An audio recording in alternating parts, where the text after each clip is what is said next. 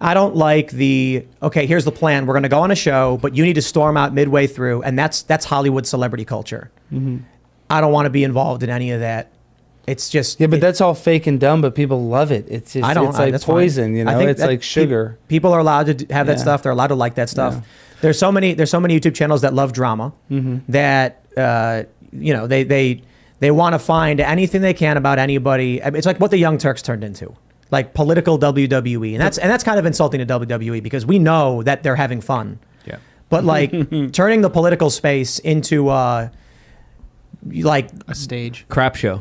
Yeah, just like it's like this is something that I just don't like about YouTube. Is my advice to all of these YouTubers who want to do shows is just don't talk about each other, don't talk about personal stuff. Talk about bigger issue things like, how people's lives are being impacted by policy, how politicians are either lying or telling the truth, what is in control of their lives or in control of their minds, what is affecting them. Fair point that commentators do have an influence. Joe Rogan says something and it becomes news because he's so influential. I totally understand that. But there's so much of like watching the social space devolve. And probably the saddest example is the Young Turks, how it's like Cenk and Anna just screaming at me. Like they're not making any arguments. They're just calling me a loser, a moron. Cenk is doing this weird chicken thing where he goes back and forth. And I'm not trying to drag them by saying this. I'm trying to, I don't like talking about them because I don't think they're relevant, but they do exemplify how the space is turning into this like celebrity, I don't like it. I don't want to be involved in that. It's like Jerry Springer, but more degenerate and low IQ. I bet today SBF's like, yes, yes.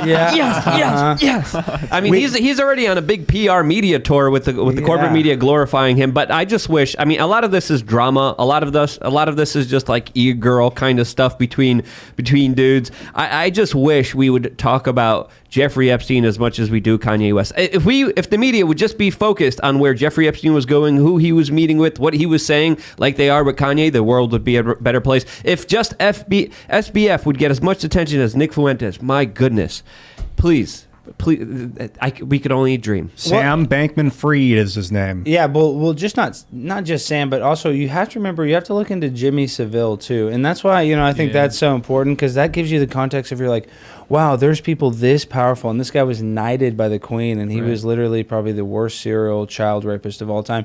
As a matter of fact, not just that, he did even worse stuff that we can't mention on this show. Well, yeah, he had access to the bodies. Hospital, it's absolutely stuff. Like the most like monsters beyond even understanding for most human beings. Sorry, go ahead. And so when you realize that there are people that are at the highest upper echelon of society that are actually doing terrible stuff to children, and you see the time that Bill Gates spent with Jeffrey Epstein, that they're all connected through Prince Andrew, who's connected through the royal family, who you can even see Ghislaine Maxwell and Jeffrey Epstein are sitting in a cabin that is like the most exclusive royal cabin that there is, some Swiss chalet or something. I don't know if you guys are familiar with the photo that I'm talking about. Oh, yes. And so the fact that they would have access to the Queen, literally. They were hanging out with Kevin Spacey. Kevin Spacey was in the Queen's chair. But it's like, this is like a form of drama. Like what we're doing right now is gossip just on a level of people we don't know personally. This is serial child criminals.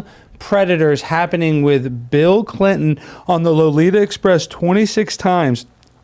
On the flight log that we know of with no Secret Service. This guy is the top guy. And we know that if you look at his pattern of behavior, what he did in the Oval Office with Monica Lewinsky shows you that he's willing to do stuff because he is a sexual deviant and does not follow the rules. So if you think that he's going to Jeffrey Epstein's island and ditching Secret Service. Yeah, and that's what I'm saying. No Secret Service to go to St. James Island just to drink some, whatever, pina coladas. I'm sorry, but you're dreaming.